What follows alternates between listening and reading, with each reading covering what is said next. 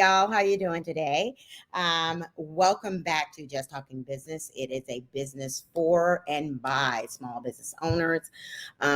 We have a special guest today connected to our sponsor and the person powering this four-part series, Miami-Dade Development Economic Advocacy Trust. That's a mouthful, right? We affectionately refer to them as MDEAT. They have been very supportive in really helping small businesses in the Miami-Dade County area, and we want to celebrate what they do in this community by inviting one of our guests today who can tell us all about the exciting things they've done for them as well as what they do for the community. Welcome. Hi, Miss Kenesha Paul. Hey, how's it going, Stephanie? How's it going? Very nice to meet you. Very nice to meet you. We just had a chance to meet today. She is the CEO of the Black Professionals Network. Please tell us more about that. Well, Black Professionals Network is an organization I started in 2014. It is focused on being an ecosystem of legacy builders. And so what that means for us is that we were hyper focused on community building, bringing together business owners or scalable business operators, high skilled talent, and investors to create economic activity in the hopes of raising the household income and increasing the net worth that it flows through our Black community.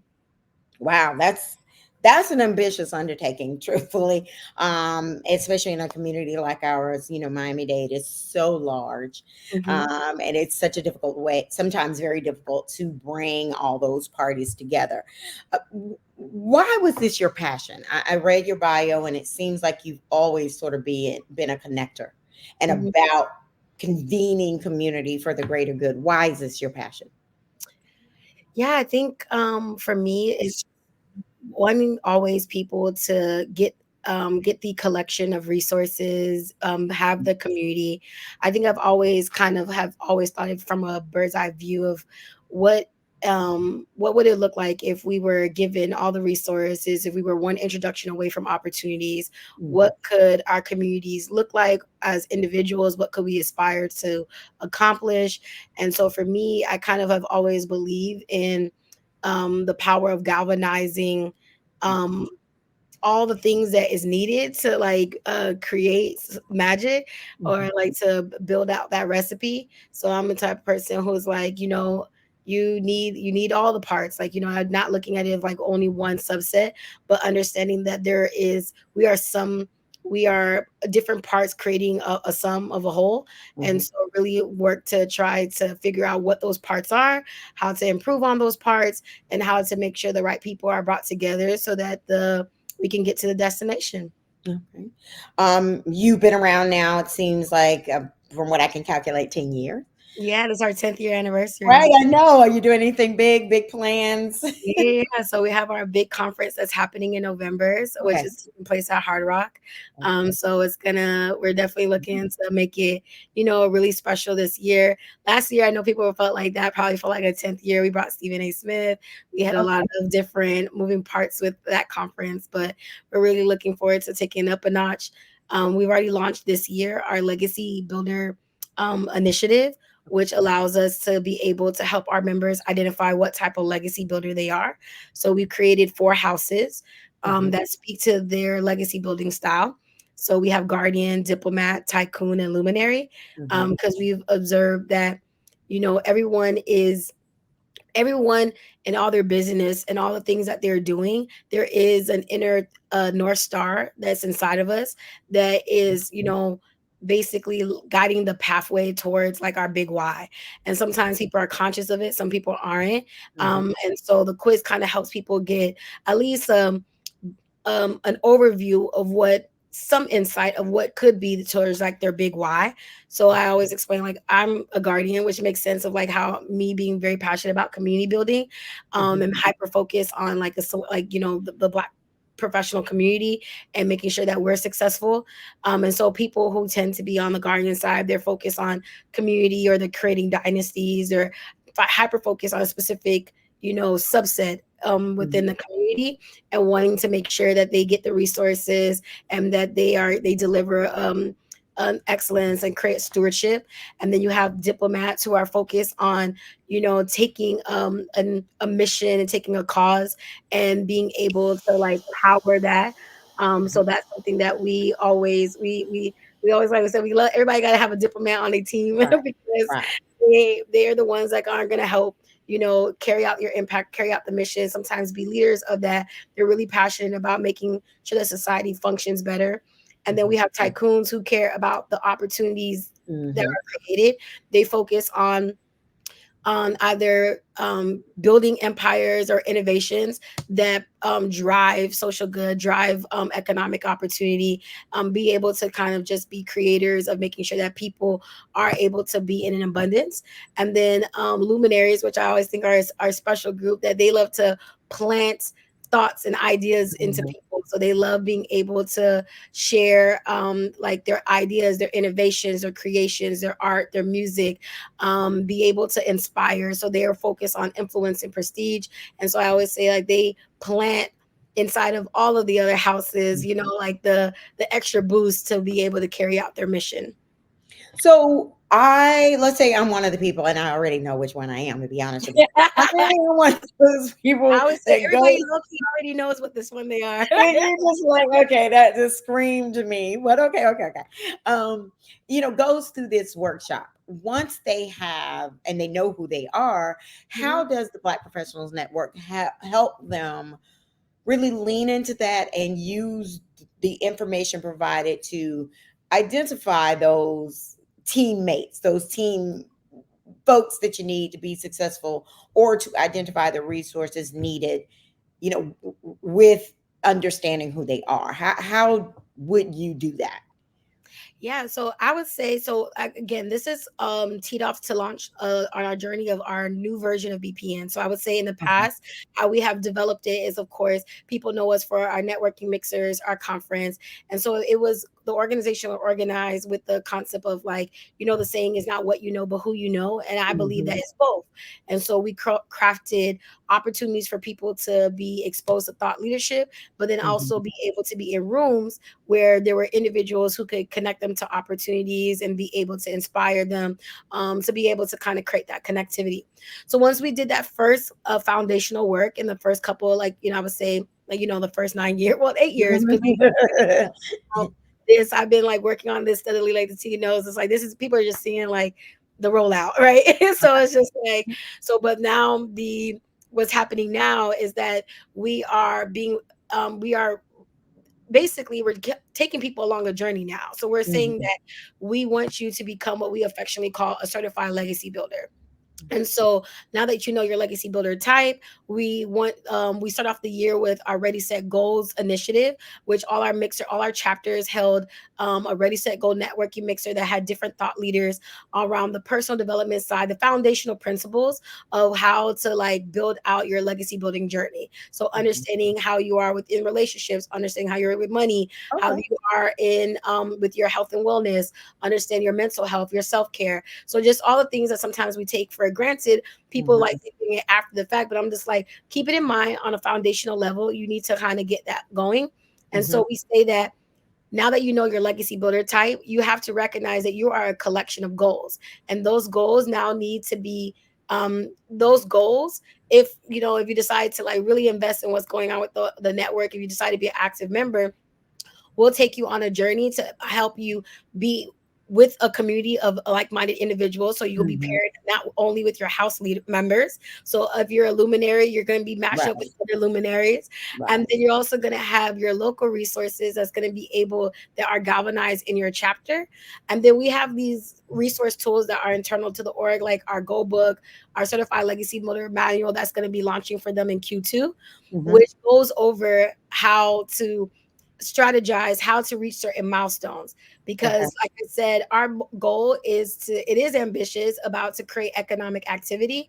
So we've remodeled the roadmap to match a lot of what is out there in for the SEC, the financial institution. And so we have 5 levels that we have members go through, that we are going to have them be going through like in this Mhm, new iteration for the org. And so level 1 is like 100,000 to get them to be sophisticated professional. Level 2, as defined by the SEC, is to become an accredited investor, because we Mm-hmm. know we can get more of our professionals as accredited investors. Mm-hmm. It creates opportunities for it. For Yeah. the business owners, yeah. So it creates some of that capital that is missing a lot within our ecosystem, and then getting them to level 3, which is 5 million, level 4, which is 10 million assets. And then we know that based on the research, that the prosperity report, which powered a lot of the work that I've been doing, that Mm-hmm. was at 2040, 2053, I think they said that the household income of Black households would be at zero, the net worth. And so for me, it was like, well, a lot of our generation, we're always talking how important it is to have generational impact, how is Mm-hmm. that generational wealth. Yeah. And so for me, it's like I always feel like the third leg of that is generational knowledge. And the only way that you can even do all those three is if you have to reach, you have to have some type of like economic foundation. And Mm-hmm. so part of that is getting, when we look at it, it's like if someone really wanted to create wealth at least lasting one or two more generations, because you Mm-hmm. can be rich like in your lifetime, but that doesn't mean it rolls over to your Right. Exactly. If you haven't done the right things to get yeah, it to do so I think a so. lot of people are Mhm. wanting to be rich today, which is fine. Mhm. So that's why we always say that we're an ecosystem of people whose mindset is like, I want to be rich today, and I want to be able to make sure that there is opportunities and wealth and impact that lasts tomorrow. And Mhm. so for us, it's all about trying to attract people who are also on that wavelength. And so for us, it's like, okay, measuring against the data report, we're like, on average, roughly, if you really want to be the type of person who could, donate to a wing to a university, create a Mhm. scholarship Mhm. fund. If Mhm. you want to be able to have your own like museum or your own practice, like and be a creator, like whichever way, like I always think about the different houses and the different ways that legacy can come out of those different types of builder types. It's just like you at minimum you would need to do at least 2 to 3 25 million to like seed, like they Mhm. need a seed fund of like significant capital in order to be able to do those like ambitious goals that I honestly think our community can do and that we should do. Mhm. That's true. That's very true. So now, you've had the great fortune of being able to work with both the county and the city. Hmm. I'm sort of a fan of that ecosystem needs to be as intricately involved in trying to help these measures move forward as you are as a private individual who has decided to launch this organization. Um, where were you able to, while through your connection, have you been able to really glean the potential partnerships, um and how does that look, how does that fit into what you're doing? Yeah, no, it's 100% integral. I always look at like in any work that if you're truly trying to do ecosystem building, you need to be able to have all the stakeholders in play.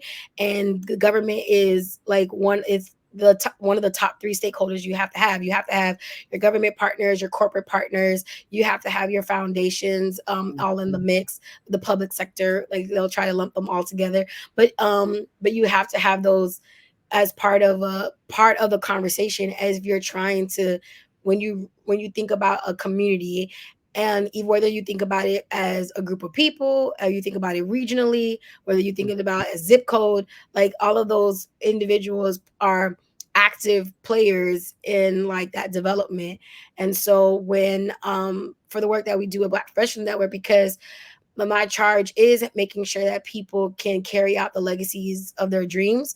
Like I know that it's heavily rooted in having the right players in the room for them, making sure that I'm a good steward of connecting the right people and making sure that they're in the room so that they can, you know, be able to whatever that is for them. Like so, if it is like getting a county is like getting a government grant, is it being Mhm. getting a becoming a government vendor, or is it becoming um a vendor with the city, or whichever way that it goes, or tapping into the resources that the government of county or city Mhm. is are providing to the residents, that we are being a good vessel and of distributing that information and connecting people and making sure people are aware of what's happening.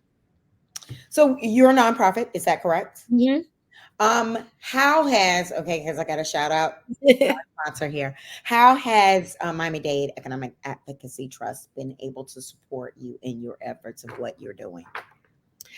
So yeah, we're definitely considered one of probably like their programming partners. So we've worked on at least two collaborations in the past that I think have been really high value to the community. So Mhm, especially around Black Business Month, we hosted Black. They partnered with us on an annual event that we always do with bringing different chambers and players that are in the Black business ecosystem together, mhm, and making sure our professionals are aware that these chambers exist and mhm, that there is connectivity amongst that too. I think a lot of times people think like I'm really big, like part of our core values of the organization is always about being collaborative. And so I'm always like, BPN can't be the only solution to this work. And we are mhm, not the only solution to this work. We just need everybody to like really own their role and deliver as, deliver that niche as, with quality as much as possible. And so what MD allowed us to do is being able to make sure that we could bring different stakeholders together and provide really high value conversation and networking.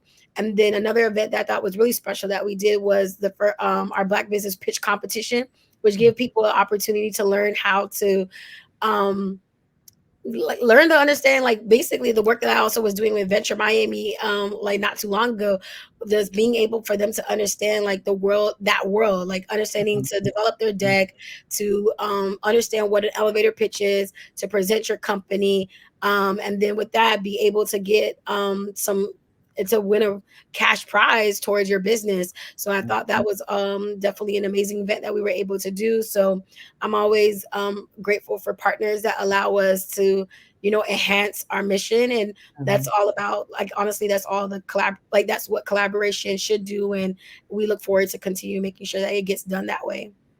So, everybody's got success stories. Hmm. I know you can go down the list of the many success stories, but I am interested. Have you done some research around, how what you're doing in the ecosystem, how the ecosystem itself has really elevated and really changed the game for what's positive for small businesses, especially Black-owned small businesses in this ecosystem? I'm sure you found some interesting numbers in as you're looking, and some opportunities. Yeah, so I definitely would say that we have a lot.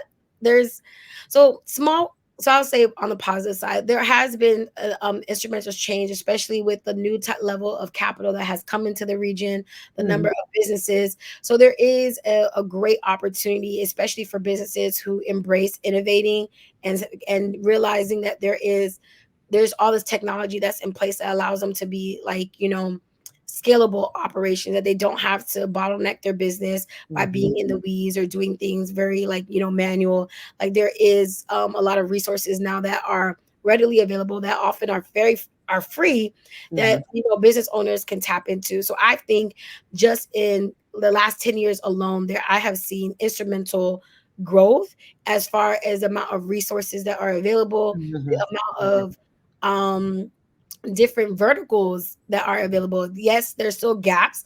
Like, so one thing, like I sit on several boards that relate to business. And so one of the things that I'm always trying to champion is that while I always say that this region is startup, like I always tell people, like as much as we love um like Miami and Miami's history, when you think about it, compared to other cities, we are still, or other regions, we mhm, are still very much a startup region.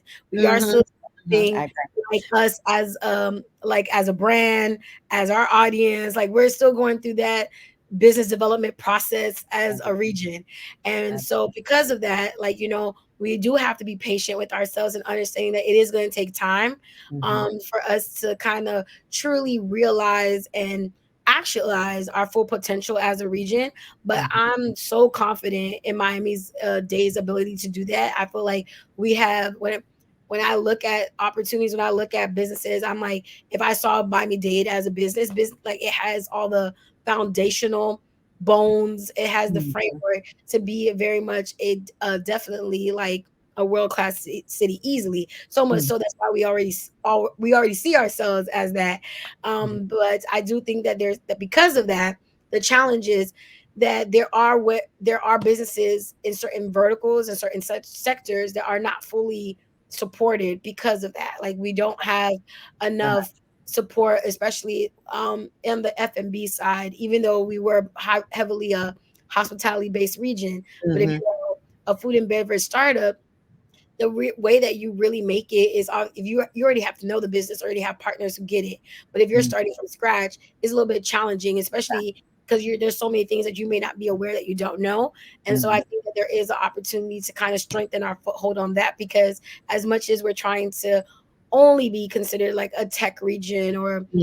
region, Mm-hmm. I think what Miami's Dade's um beauty and opportunity is that we have the bones to be a lot of things to a lot of people. Mm-hmm. I So agree. that we just need to be really strategic and smart about how we create space for everyone to, Be realize their own successful. American dream and Mhm. become successful. Yeah. I agree. I completely agree with what you're saying for sure. If I am a small business owner, what type of small business owner do you take in?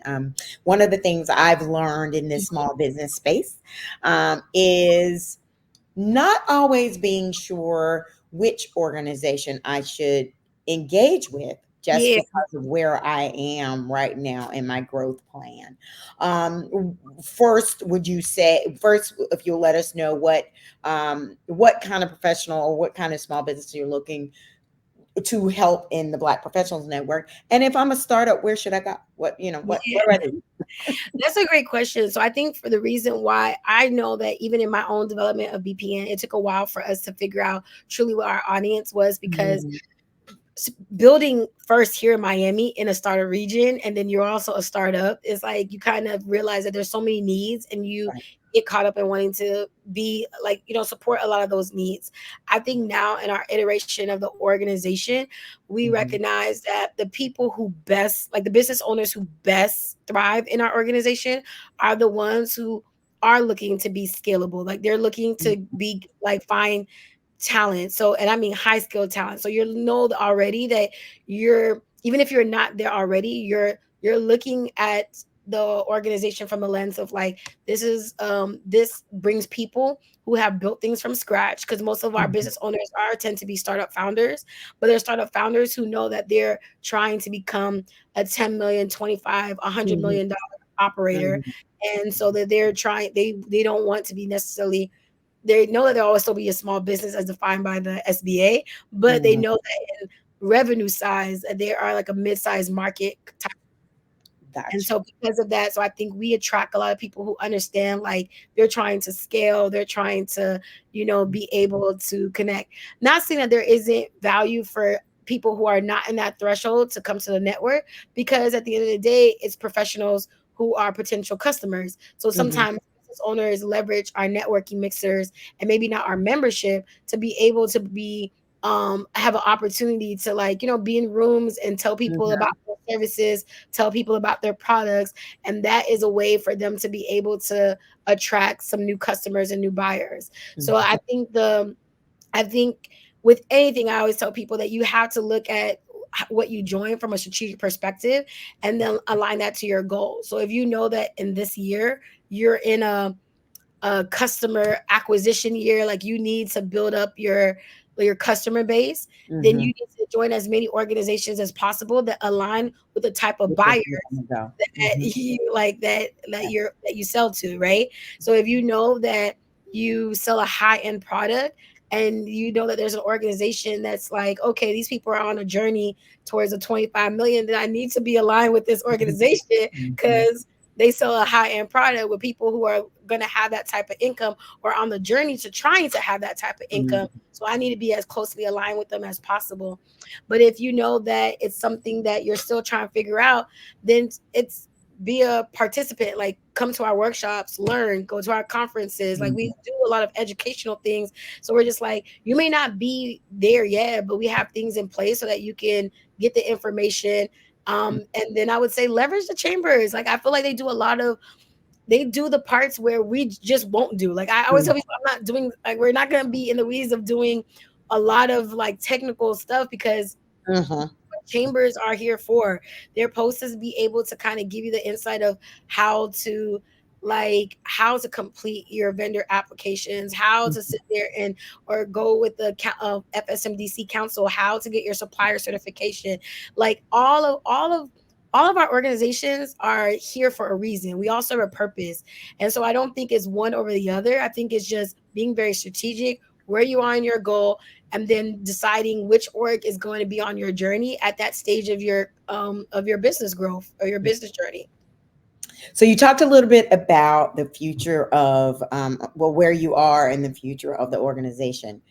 What's next for Kenesha? I know that's a loaded question, right? You understand me, because it looks like your organization not only looks at just the professional, but a holistic look. So I know Yeah, a lot we of times you have to look at that too. So what's next? are. I know it's like so that's why I laugh because it's like I get that question a lot because people are trying to get me to do like go on the political route or go into other lanes. Honestly, right now my current I don't think I'm seeing too much holistically yet on my side. I think I'm in my personally. I think I'm in my own startup journey personally. That's funny.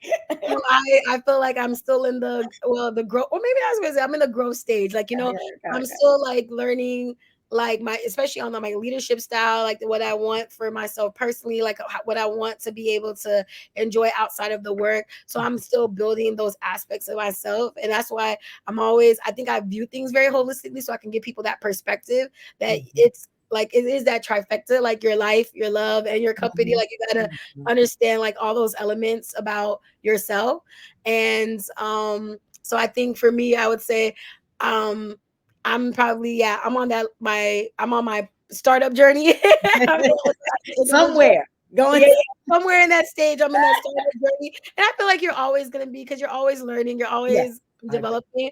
But I know that my priorities right now is definitely processing out the organization, making it very high functioning because we do want to create a scalable model. Like our Mhm. vision is to be in other markets. Currently, right now, we're in Miami, Yeah, Chicago, and LA. And very so nice. my goal is to by 2026 be in total of 10 or 12 more cities. Very nice. Very nice. That's going to be great. That's going to be great. So that means actually you are the example of what you want for your organizations, which is great. Actually, if you're going to participate in something, you need to see that same kind of opportunity as well. So, congratulations. Congratulations. Um, Last thing I want to ask you is, how do we reach out to you? How, if there is an organization that wants to be involved with the Black Professionals Network, what would you recommend, both as a member and attending activities? Yeah, so it's well, we're because I would say definitely follow the BPN Miami page as well. They can follow we have two pages for in this market. So we have our main page, Black Professionals Network on Instagram, and then they would follow bpn.miami on Instagram as well, so that they can be notified about things that are specifically happening in the South Florida market. And it's the same across like the same handles across if they are interested in the other chapters as well.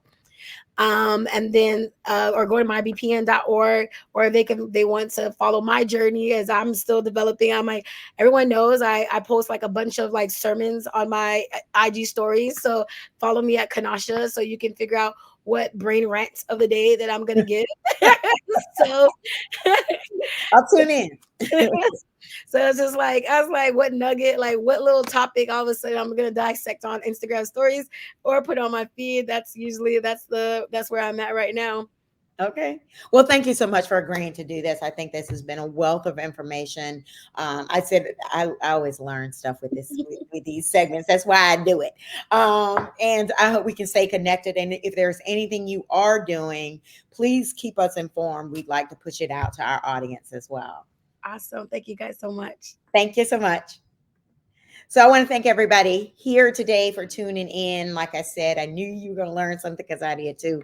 Thank you so much. We will check you out later and bring you on board for the other parts of this special series powered by Miami-Dade Economic Advocacy Trust, affectionately known as MDEAT. Thank you so much. Tune in soon.